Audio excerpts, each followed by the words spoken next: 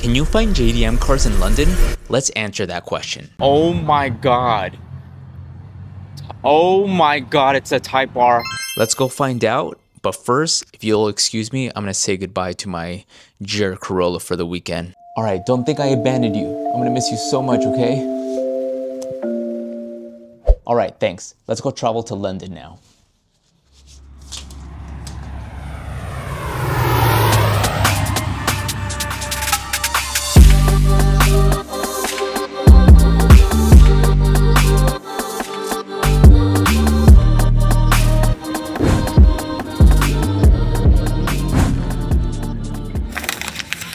What's up guys, I'm in London right now with one goal in mind, and that's to find a JDM car within the city of London. And that's going to be a pretty big feat considering that London has a lot of restrictions around cars. So I'm going to keep a lookout for a JDM car. Hopefully I can find like a Supra or a Nissan Skyline, an RX-7, who knows, but if I can find one, that'll be a big accomplishment. Now, while I'm here, I am on a work trip, so I only have limited time to go car spotting, but I did want to try and make the effort. So I did some research. I tried to see if there's any meets happening around the city of London, and I quickly found out that they're all outside of London. So while I remain hopeful that I'll find a JDM car, the reality is that I might not find one. So let's focus on some other car facts about London, because I've been learning a lot of really cool stuff.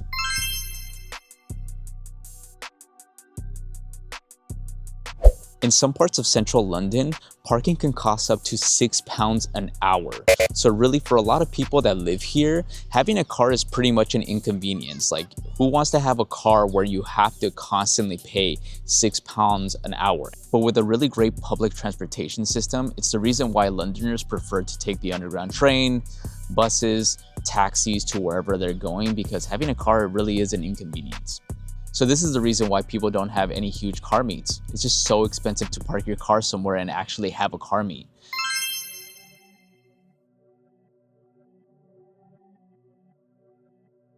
Another thing that makes driving in London really difficult is the congestion charge that the city has on its drivers. Basically, if you want to drive in London during peak hours, you have to pay a daily fee to drive within the city. That's because there's so many cars wanting to get in and out of the city. Right now, it's £15 per day. The reason why this was implemented is to reduce traffic and emissions. So really, it's to discourage people from bringing their cars into the city. So there's no spontaneous car meets here, unfortunately.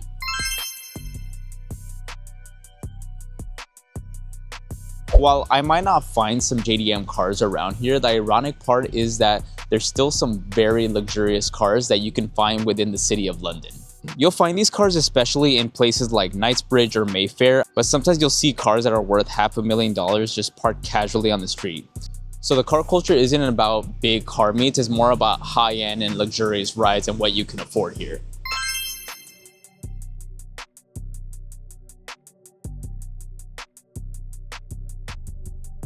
The black cabs are legendary. Something that I don't think is nearly talked about enough is the dying culture of taxis in any country, in any city. Each taxi system in every single city around the world has a story to tell. The one in London is no different. While the cars are famous for having their boxy and curvy shapes, something new that I found out that I found super interesting is their turning radius. The city of London was built before even cars were invented. So the streets were built without really thinking about cars being on the road. So as the city grew, the people with cars had to learn how to navigate in really tight streets and corners. Each black taxi cab has a turning radius that is very different, unlike any other car. They're designed to make a proper 25-degree U-turn, which is kind of insane. I also found out that these taxi cab drivers need to take a very difficult test called the knowledge. This could take years to learn, and it's basically memorizing thousands of landmarks and streets throughout the city.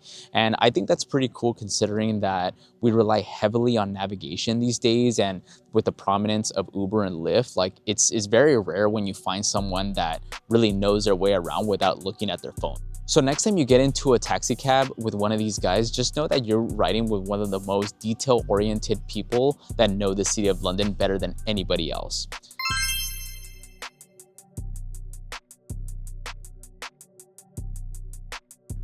The world's very first traffic light was installed in London in 1868, and it was installed right outside the House of Parliament. The system was designed by a railway engineer named John Peake Knight to help control the growing horse carriage traffic near Parliament. During the day, a police officer would manually move the signal arms to tell carriages when to stop or go. At night, the gas lamps would shine red and green, which is actually where our modern traffic light colors come from. But here's the crazy part.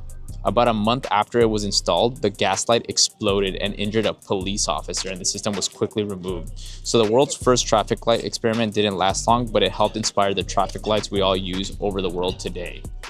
That's pretty cool.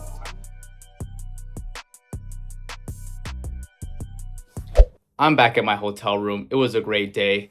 I am exhausted and I'm gonna do my full recap tomorrow. What's up guys, it's the next day and here's my final recap of the cars I spotted in London. And I found 2 JDM cars. Well, sort of.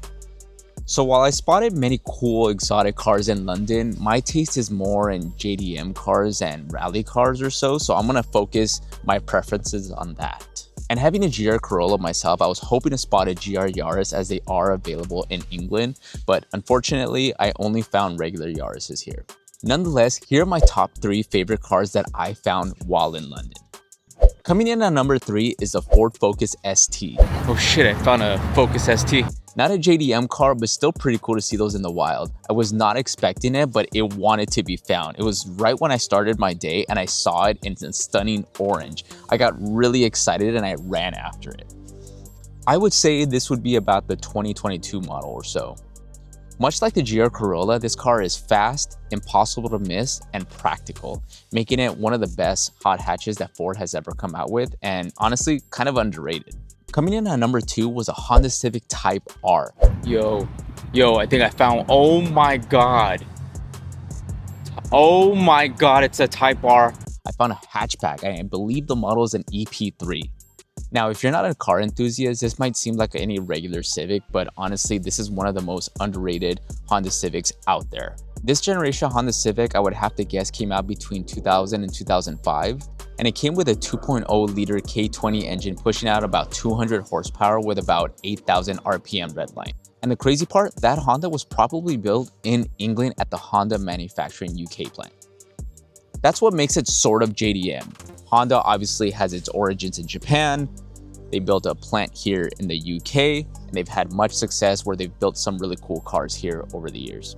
The cool part about how I spotted this is that I heard it before I even saw it. So in my book, that's already awesome. So again, kind of sort of JDM, but honestly still pretty cool to see one of these in the streets of London. So coming in at number 1, I spotted a Toyota MR2. Isn't that crazy?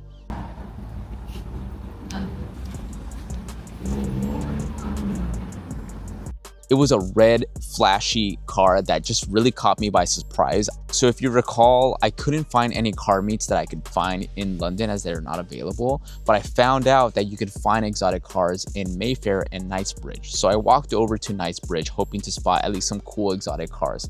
And while I spotted many cool Porsches, the one car that caught me by surprise while I was filming was an MR2. This model was definitely between the 1989-99 lineup that Toyota built. And it's definitely one of the coolest cars that Toyota ever built because unlike most cars, the engine is mounted right behind the driver. So this is technically a mid-engine car. Many car enthusiasts will know this, but Toyota built this car with the same layout as the Ferrari 348. So I think that's a pretty cool budget car. And honestly, I'd rather have an MR2 than a Ferrari. Maybe. This turbo makes about 245 horsepower, which is serious performance for a lightweight car like this. So while the MR2 was never produced in England, I found that there were about over 13,000 units that were imported to the UK in the 90s. So seeing a clean MR2 like this just casually strolling through London is honestly pretty cool. Mission accomplished on finding a JDM car in London.